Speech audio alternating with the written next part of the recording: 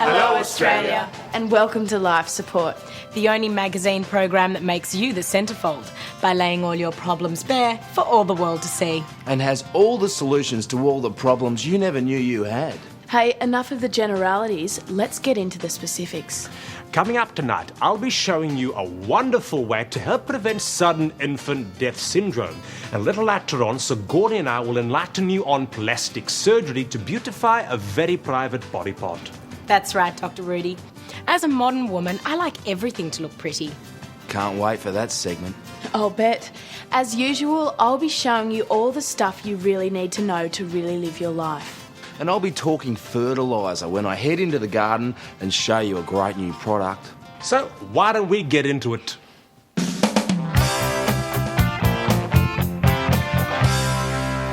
For years, the front line in the battle of the sexes has been that of the seat up, seat down question in the smallest room. Well, I'm going to show you how you and your lady friend will never have to worry about the toilet seat again. We've all seen one of these. The lids on these clever little bins open when you press your foot on the pedal. So why not apply the same technology to the toilet seat? Now, if you want the seat up, just put your foot on the pedal and the seat will rise automatically.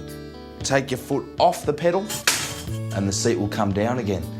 It's as simple as that. And there'll be no more silly arguments about the position of the toilet seat, and you'll have a bit more time to argue about the more important things. So take a tip from Todd and give your toilet the top treatment today.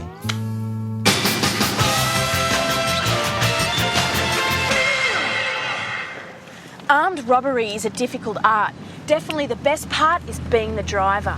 Of course, you don't want to use your own car. You could steal one, but that just adds to the risk as the cops will be after it. So what do? Go, go, go!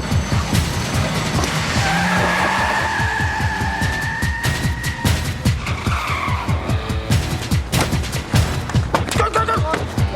Just take a car for a test drive! No! I'll have a think about it!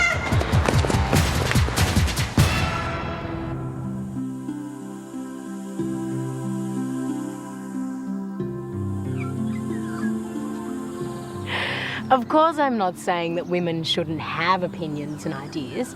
I'm just saying know when to express them. I find that it's best to minimise talk and moderate temperament. Yeah, you know, I really worry about the influence of shows such as Sex and the City.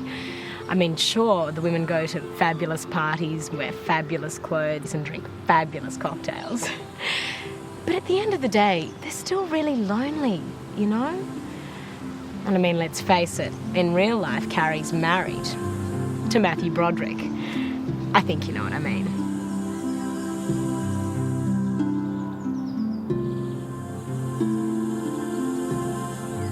You know, there's a saying I love.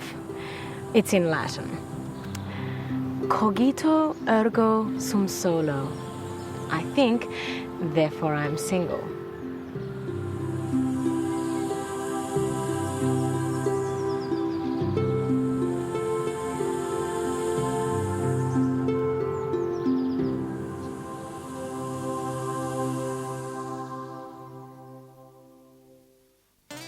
Well, Penny, here we are at our 7th show. How are you feeling?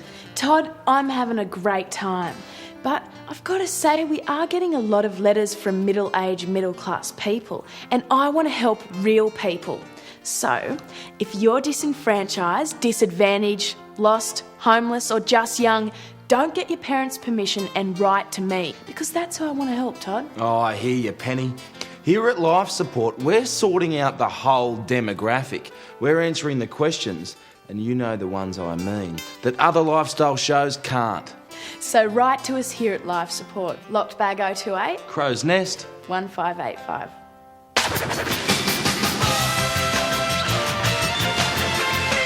How's it? Dr. Rudy here. Thanks to some breakthrough research by Australian scientists, we now have a very simple technique that dramatically reduces the incidence of sudden infant death syndrome. You just put your baby to sleep on his or her back, never on the tummy. But even the best of us can occasionally forget that vital little bit of information. So here's a tip that will make sure your baby is never in danger. Simply get some chili sauce and rub it all over the sheet, right where you put the baby's head. Now, when you put the baby to sleep on its tummy, the chili sauce will get in its eyes and it'll wake up screaming its head off. A convenient reminder for you to come in, flip over the baby and breathe a sigh of relief. Bye now.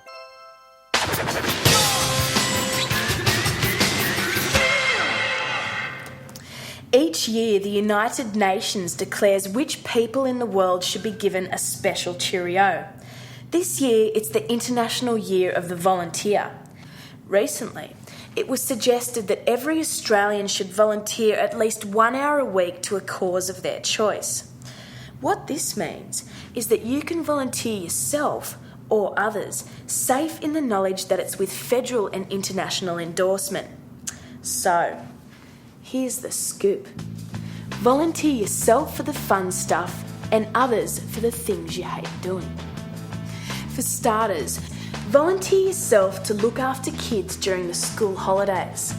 Mums and dads will be so relieved to offload their kids during work hours that they'll pay for everything. Start with the movies and then work your way onto fun parks and all the places that you want to go, like the brewery. Then, when you're feeling a little bit lazy and you couldn't be asked, it's time to volunteer somebody else. Just duck up to your local hospital and hire yourself an intravenous drip. Call your local church group, bung on your best victim voice, and slap on some white face makeup. In a couple of hours, you'll have a bright-eyed God squad of willing cleaners and shoppers bustling around ready to execute your every whim, while you're tucked comfortably in your favourite chair in front of the telly.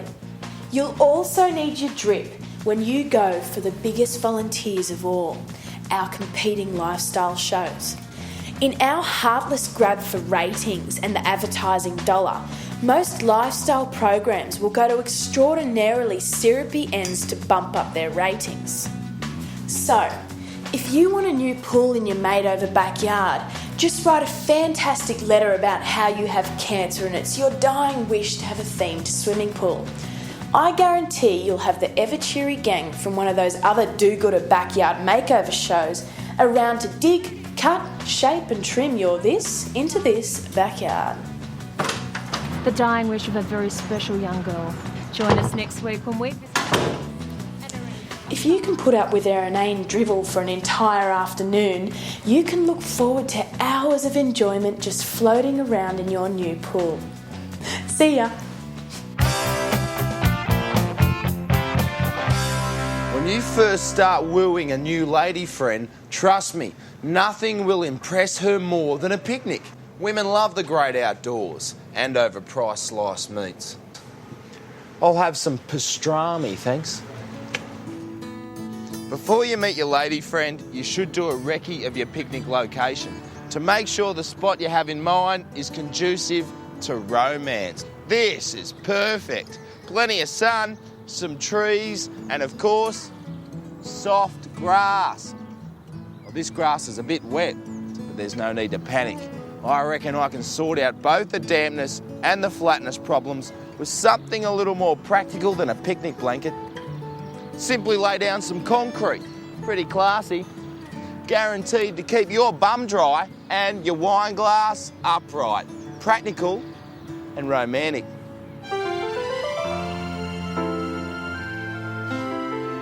Well, the last thing you have to worry about is what happens if it rains. You don't want your date to turn sour, so why not provide a little bit of shelter? Our very own luxury, weatherproof, damp-proof, flat as a pancake picnic spot. She's beautiful, isn't she? With all the advantages of a little bit of privacy. So you come here much? Nothing like being in the great outdoors. You look lovely.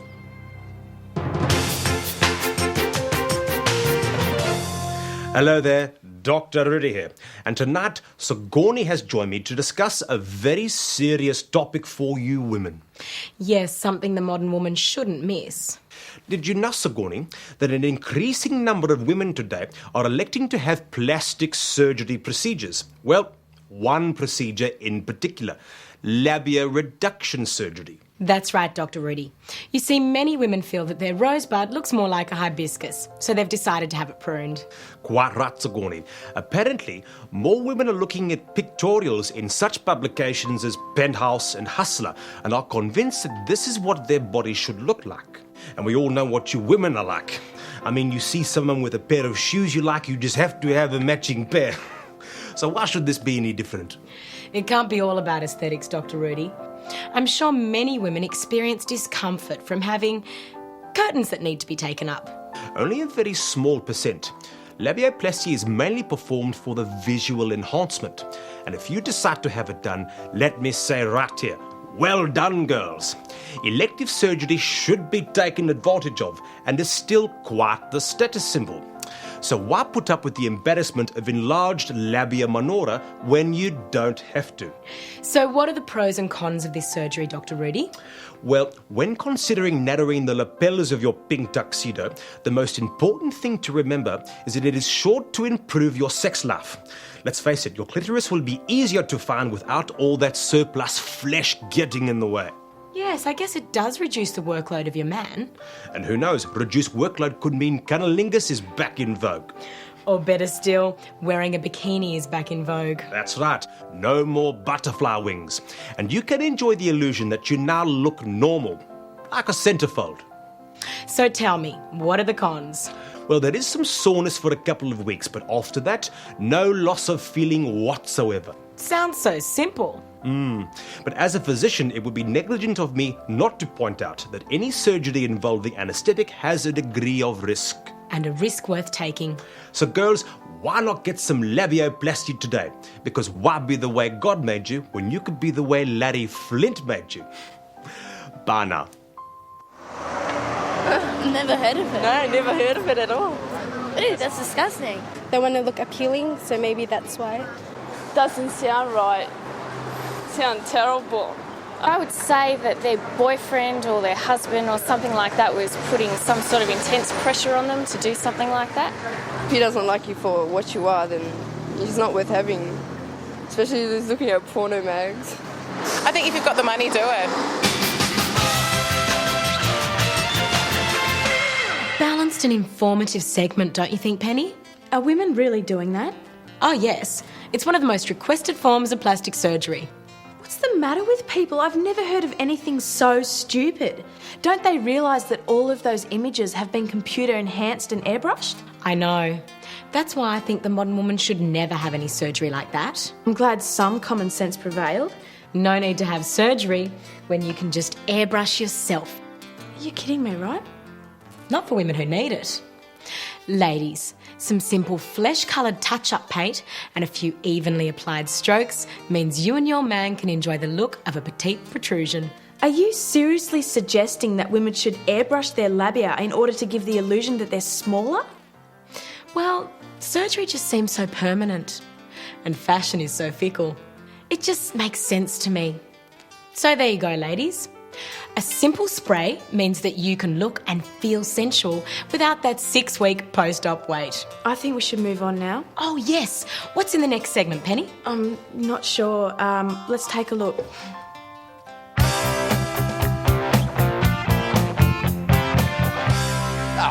G'day. Today I've got a great new gardening product for you. We all know the importance of recycling for the environment. Well, what better place to practice than your own garden? Just think of compost, grass clippings and manure. Well, now a company, Landmine Industries, has brought out a new range of products for your garden that are 100% recycled, 100% natural and 100% good for your garden. So, if you're doing a bit of repotting and you want to get a good fertiliser, well, for my money, nothing beats a good blood and bone, and this is it. Pole potting mix. Now, pole potty mix is a Cambodian byproduct, and it's a full-bodied bag of rich nutrients that'll bring your garden back to life. It's good for pots, lawns and flower beds. So for my money, these remain unbeatable value. But unfortunately, it has been hard to find since the early 80s, and now it's almost impossible to get. But Landmine Industries are proud to announce Milosevic mulch.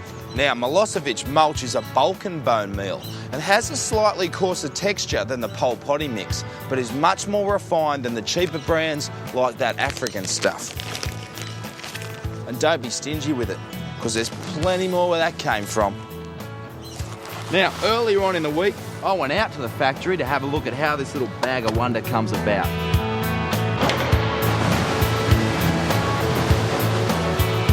So this is where the process begins. The raw materials are broken down into different bins depending on origin and quality. I probably shouldn't be telling you this, but I just overheard them talking about the probability of a Macedonian product being available before the end of the year.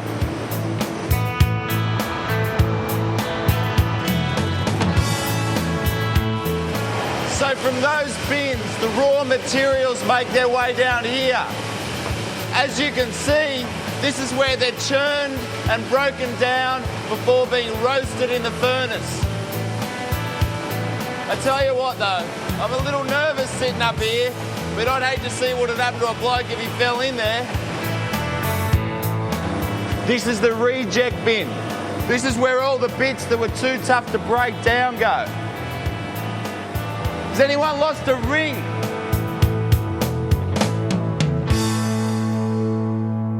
I've got no problems with it because as long as it's none of my family members or no one that I associate with or know on a pretty close basis, people I guess getting chopped up every day at the morgue, so it happens, everyone knows it happens, and it's something you just live with, I guess.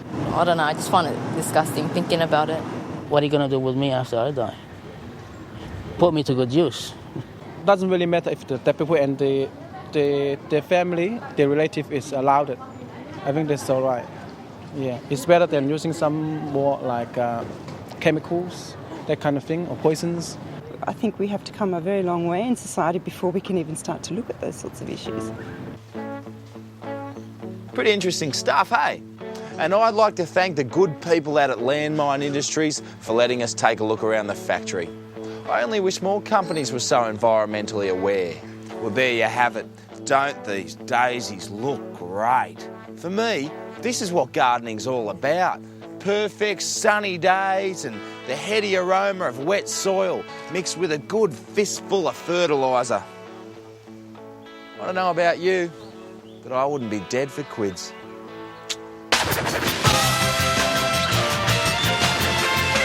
What a wonderful product. Wonder if it'll work on my sunflowers and pansies. Well, believe me, it works. You should have seen the beautiful gardens we had back at home. But right now, it's that time again. That's right, Dr. Rudy. It's time to delve deep into the life support mailbag and improve someone's life. What have you got for us tonight, Sigourney? It's a letter from Zika of Plympton in South Australia. And it's addressed to you personally, Dr. Rudy. How's it, Zika? Dear Dr. Rudy, she writes, I have just been given an adorable puppy for my birthday and have only just realised that it is going to grow into a huge dog. I am moving into a flat next month and want to know if there's anything I can do to keep a big dog in a small flat. Please help. Well, an unusual request, Zika, but I have a solution. Why don't you borrow a simple idea from our ancient Chinese friends, but instead of just binding the feet, why don't you bind the whole pet for a petitely proportioned pup? Just remember to keep the binding tight and stick to crepe bandages, not adhesive ones, or you'll have a small cranky ball of plucked skin rather than a fluffy bundle of joy. Wonderful. There you go, Zika. I hope that solved your problem. I don't know why feet binding is an ancient Chinese practice. The modern Chinese woman would look adorable with petite feet too. But right now, it's on with the show.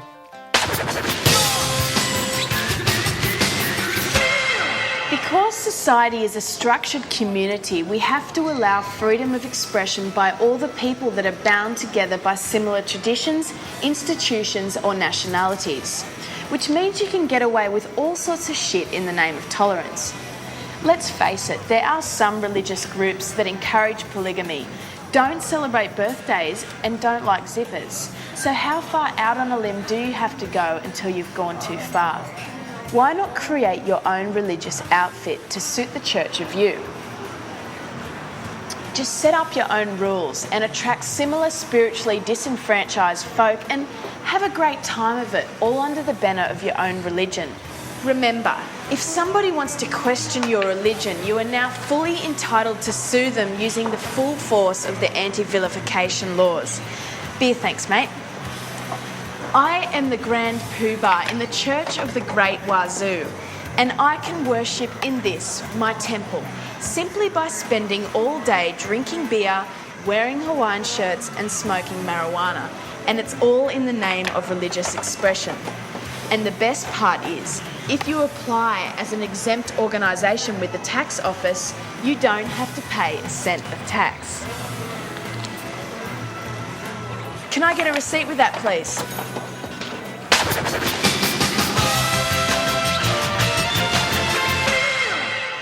Christmas is just around the corner, and I know many of you will be sending gifts home to your families overseas.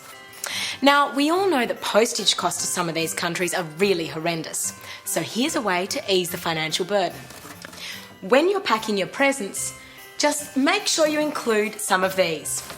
Some cheap helium balloons. They'll make your package lighter and cheaper.